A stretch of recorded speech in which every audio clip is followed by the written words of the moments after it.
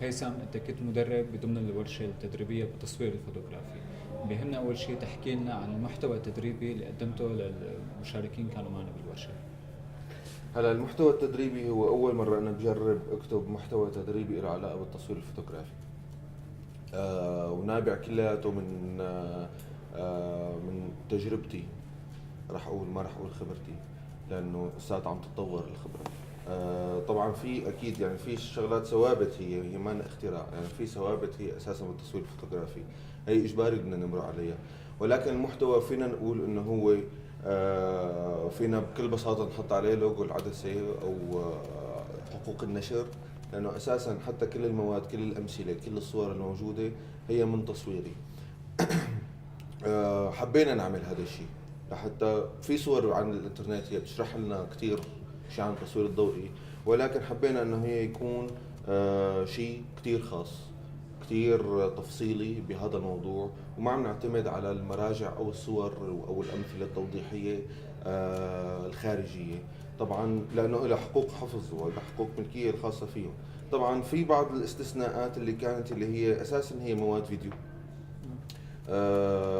مصورة، مثلا في شغلات بتفرجيني سرعة الغالق مصورة ب10,000 فريم بالثانية، نحن ما عندنا هي الكاميرا رح نصورها، فاضطرينا اوقات نلجأ لهي الأمثلة اللي هي كانت عم بتفرجي المفهوم أكثر وتشرح أكثر. تمام. طيب اذا بتعطينا لمحه عن المحتوى تماما، شو العناوين الاساسيه اللي انت ركزت عليها بضمن الجلسات؟ العناوين الأساسية هي الأساسي تبع الفوتوغراف، أساسي بالتصوير الضوئي.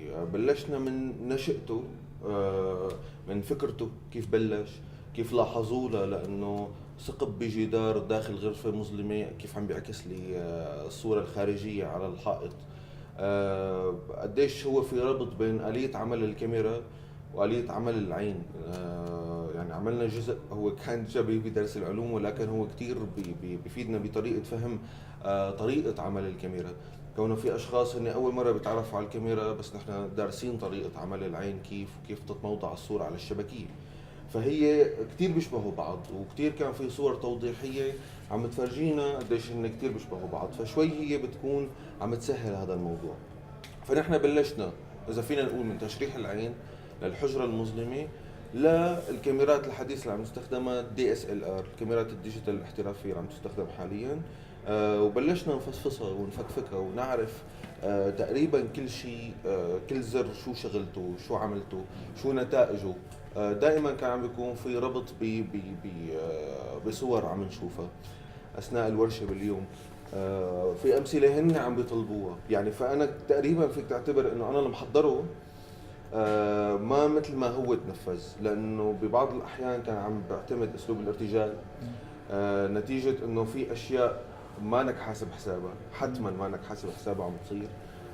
فقديش لازم تكون السرعه متواجده لحتى نحن دغري نفرجي شيء على هذا المثال. اوقات عم بيكون عم بيطبق بارضه، اوقات هن عم بيكون في عندهم اسئله انه كيف هي. في صور فوتوغراف كانت عم تفرجينا المجره، في الاشخاص مفكرين انه هي جرافيك لانه مستحيل تشوفها، انا ما بشوفها هيك بعين المجرده. فصرنا من خلال هي الامثله نشوف كيف الكاميرا بتشتغل، صرنا نفكر بعقليه الكاميرا اذا فيني اقول. تمام. طيب وين لقيت التحدي اللي لك كمدرب بضمن هي الورشه؟ هلا التحدي اللي هو انا مو اول مره بدرب، ولكن اول مره بدي اعتبرها اول مره بدرب على الفوتوغراف. فالتجربه هي بحد ذاتها باختبار هذا المحتوى، باختبار هي الطريقه. برجع بقول لك المعلومات ماني جايبها انا من مخي، هي موجوده اساسا مثبته، ولكن باسلوبي اذا فيني اقول.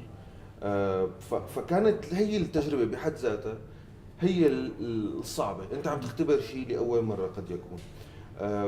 فهذا اللقاء بين اشخاص بورشه عم بتطبق هذا المحتوى الشيء اللي بتحبه باختلاف المواد التدريبيه اللي كنت دربها سابقا. والتدريب انا شيء كثير بحبه. التحدي كان انه نوصل لزمان منقطع من التدريب، فهل لساتني بنفس الروح، بنفس اللياقه، لساتني متمكن من ادواتي التدريبيه كميسر او كمدرب بدنا نحكي. بالاضافه انه عم نختبر هذا المحتوى، لانه المحتوى كثير مضغوط، يعني كثير مكثف لحتى نقدر ننقل اشخاص هن ما بيعرفوا زر التشغيل تبع الكاميرا لحتى يعرفوا هن يصوروا ويتحكموا بالشيء اللي عم بيصوروه، اذا هو شخص بشري يعني يقدروا يحركوه، او حتى اذا هو طبيعه صامته كيف يحطوا تكوين، كيف يركبوا له اضاءه. فهي تقريبا نحن انطلاقه كانت حتى مو من مبتدئ، يعني في اشخاص هن لا يمتلكوا الكاميرات، فهن ما فيك تسميهم حتى مبتدئ، يعني لانه هن قبل هي المرحله لحتى يوصلوا لمرحله تشبه المتقدم، كونه نحن يعني بالتصوير الفوتوغرافي بنعطي الاضاءه بمرحله متقدمه بعد ما يكون عرف آلية الكاميرا وكيف هو يلتقط الصوره. فهون كانت الصعوبه بحد ذاتها، انك انت هالكم الهائل من المعلومات هلا ورشه 6 ايام هي بالرقم هو منيح، ولكن بالشيء اللي عم بينعطى هو كانت المعلومات هي اكثر من هذا الوقت. فكان دائما تحدي انه انا رح لحق ولا ما لحق. مو قصه لحق، يعني انا فيني اكرجهم يمكن بيوم، بس لحق وهن عم بيوصلوا لنتيجه ولا لا. فصار ببعض الاوقات هو في بعض التقصير او منها بالبرنامج اللي حاطه. ردمت هي الثغره، صرنا رجعنا على البرنامج اللي انا حاطه بالحذافير بدون ما يصير في اي لغط او اي نقص بالمعلومه عند اي شخص. هذا الشيء اختبرناه اساسا، يعني بتصير انت بتعطي الكاميرا بتجرب، فهو عم بيعرفوا لهلا. لهلا هسه طبعا ما صاروا مصورين ولا راح يصيروا مصورين ب6 ايام، يعني هي لها علاقه بتجربتك انت.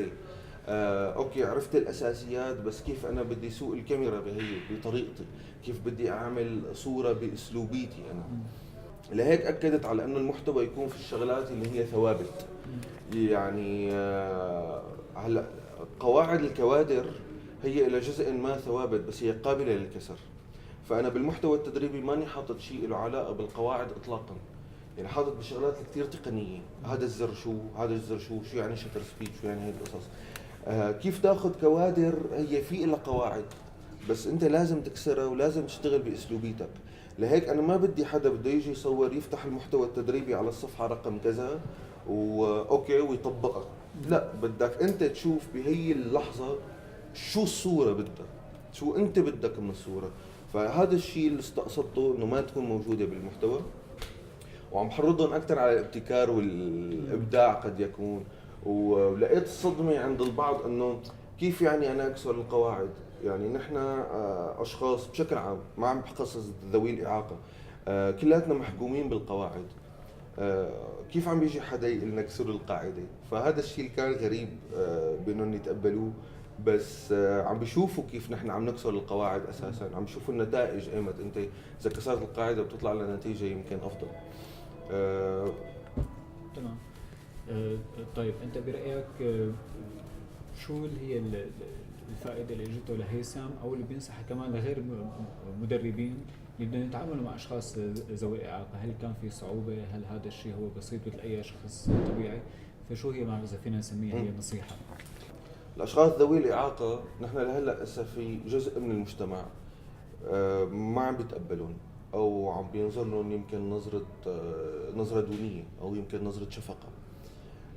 هذا الشيء بيأثر يمكن على نفسيتهم الداخليه، بكيف هن يصيروا يطلعوا على العالم. فكان شوي بالبدايه الموضوع كثير حساس، حساس انه ما يفهموا انه انت اهتمامك فيهم هو نابع نتيجه هذا الظرف. هو انت مهتم فيهم كمثلهم مثل اي متدربين انت عم تدربهم بالاساس. ففي بالبدايه كان هذا الحاجز منهم ومني يعني بالنهايه. رغم تجارب سابقه مع ذوي الاعاقه، بس هالمره كثير غير، هالمره كثير مختلفه. لانه اعاقات متنوعه والاعمار حتى مع اشخاص كبار وكمان متفاوتين بالاعمار. فكانت المشكله يمكن هن لانه ما متعودين يمكن الاشخاص تنظر لهم بغير هي الطريقه، فانكسر الحاجز دغري. طالما انكسر الحاجز كان صار كل شيء سهل. ضافت لي كثير، ضافت لي كمصور، ضافت لي كمدرب، ضافت لي كحدا عم يجرب لأول مرة يكتب محتوى عن الفوتوغراف. ما بعرف قديش هو ممكن يتعمم فيما بعد. كتير ضافت لي على صعيد انه هن يحسوا بالتقدير وانت تشوف وتلامس الفرق اللي عم تعمله بالتدريج وكل يوم عن يوم هو عم بيفرق، عم تفرق نظرتهم إلك، عم تفرق نظرتهم لحالهم، عم تفرق نظرتهم لبعض. مجرد نحن عملنا حركة اللي هي انه افضل لوحة بكل يوم وظائف كانت عم تنعطى، نحن طبعناهم وصورناهم وفرجيناهم اياهم وعلقناهم بالقاعة. كانت مفاجأة بالنسبة لهم انه لوحاتنا عم تلاقي تقدير، لساتهم هن حتى ما عم بيقدروا يسموها لوحة. فهذا التأثير الكتير بسيط كتير تأثيره كبير كتير. طيب شكرا جدا جدا لك ويعطيك العافية على الورشة. شكرا وسام.